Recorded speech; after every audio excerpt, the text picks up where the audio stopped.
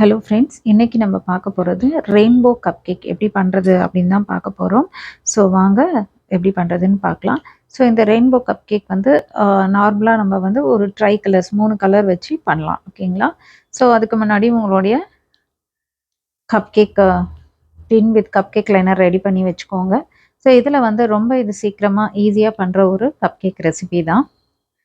First வந்து 130 gram வந்து butter எடுத்துக்கோங்க. பட்டர் வந்து இந்த அளவுக்கு ஓகேங்களா?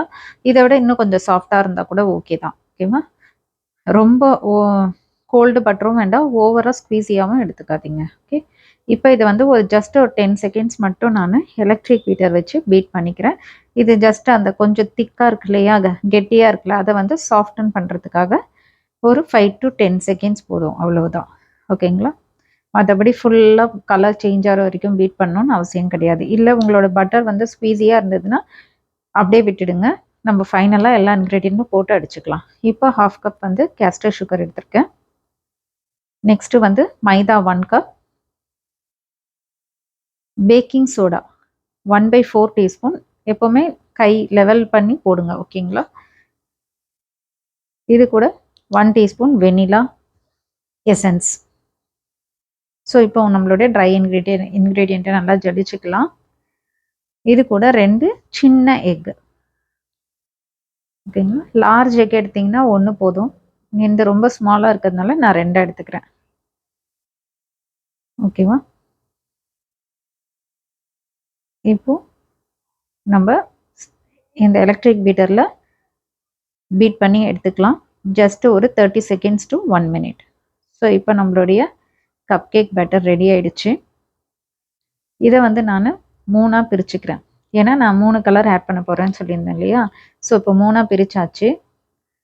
நெக்ஸ்ட் வந்து சப்போஸ் உங்களோடது ரொம்ப கெட்டியாக இருக்குது, நம்ம கலர் வந்து சம்டைம்ஸ் வந்து அங்கங்கே ஸ்ப்ரெட் ஆகி நிற்கும், சரியாக கலக்க முடியாது, அந்த மாதிரி வேணும்னா அந்த கலர் கூட கொஞ்சமாக மில்க் ஆட் பண்ணிவிட்டு கூட நம்ம சேர்த்துக்கலாம். ஸோ இப்போ ஒரு இதில் வந்து நான் ரெட் ஊற்றிருக்கேன். நான் வந்து எல்லாமே பேஸ்டல் கலர்ஸ் தான் பண்ணுவேன், அப்படியே டைரெக்டாக அந்த ஓவர் வைப்ரண்ட்டாக பண்ண மாட்டேன். ஸோ அதனால் இப்போ ரெட் கலர் கூட ப்ரௌன் ஊற்றும்போது ஒரு மாதிரி பேஸ்டல் கலர் நமக்கு வரும் ரெட்டில். ஓகேவா?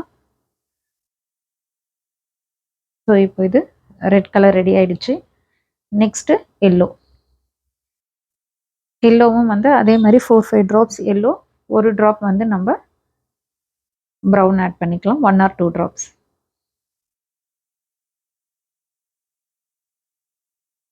நெக்ஸ்ட்டு இதையும் மிக்ஸ் பண்ணிக்கலாம்.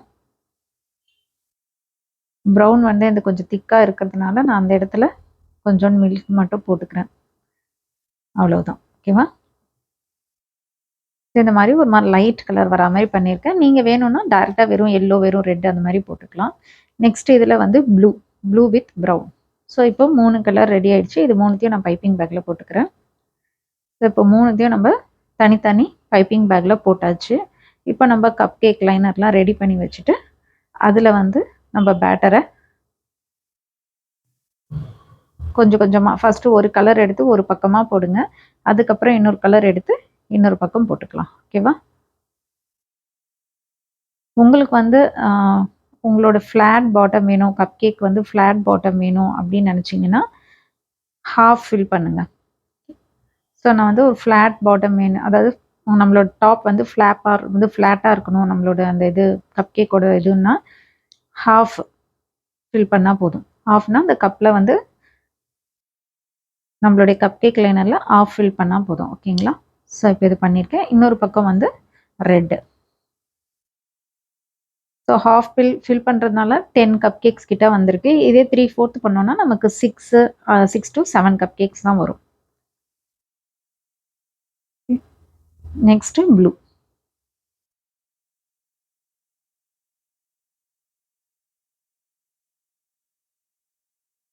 இந்த மாதிரி எல்லாத்துலேயும் போட்டுக்கலாம். உங்களோட ஓவனை வந்து ப்ரீஹீட் பண்ண ஸ்டார்ட் பண்ணிவிடுங்க. 170 டிகிரியில் பேக் மோடில் மினிமம் 10 மினிட்ஸ் வந்து ப்ரீஹீட் பண்ணணும்.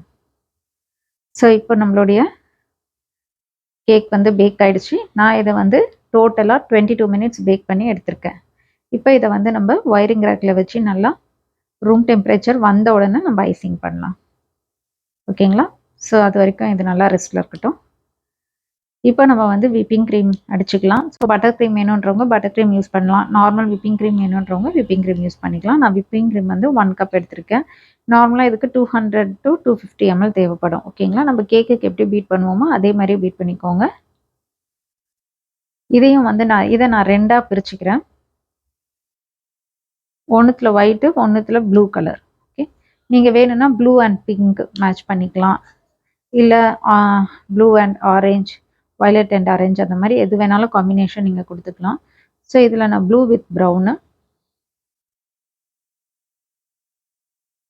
இந்த மாதிரி மிக்ஸ் பண்ணிக்கோங்க. ஸோ இப்போ இது நல்லா மிக்ஸ் ஆயிடுச்சு. இப்போ நம்ம இதை பைப்பிங் பேக்ல போட்டுக்கலாம். ஓகேங்களா? 2 கலரையும் ஒரே பைப்பிங் பேக்ல தான் போட போறேன். அதுக்கு நான் வந்து ரவுண்ட் நாசல் எடுத்திருக்கேன் பேசிக் டிசைன் பண்றதுக்கு. ஓகேங்களா?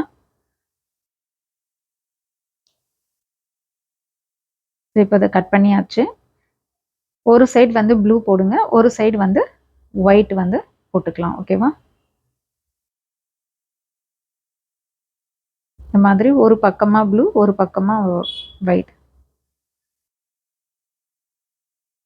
இல்லை உங்களுக்கு ரொம்ப கரெக்டாக பெர்ஃபெக்டாக பண்ணணும் அப்படின்னு நீங்கள் நினச்சிங்கன்னா ஒயிட்டை ஒரு பைப்பிங் பேக்லையும் ப்ளூவை ஒரு பைப்பிங் பேக்கில் போட்டு டிப்பை கட் பண்ணி இந்த ரவுண்ட் நாசில் போட்டிருக்கிறதுல அந்த 2 பைப்பிங் பேக்கையும் நீங்கள் போட்டுக்கலாம். ஸோ இப்போ ஒயிட் இன்னொரு பக்கம் நான் போட்டுக்கிறேன். ஓகே. ஸோ இப்போ நம்ம வந்து டிசைன் பண்ணிக்கலாம்.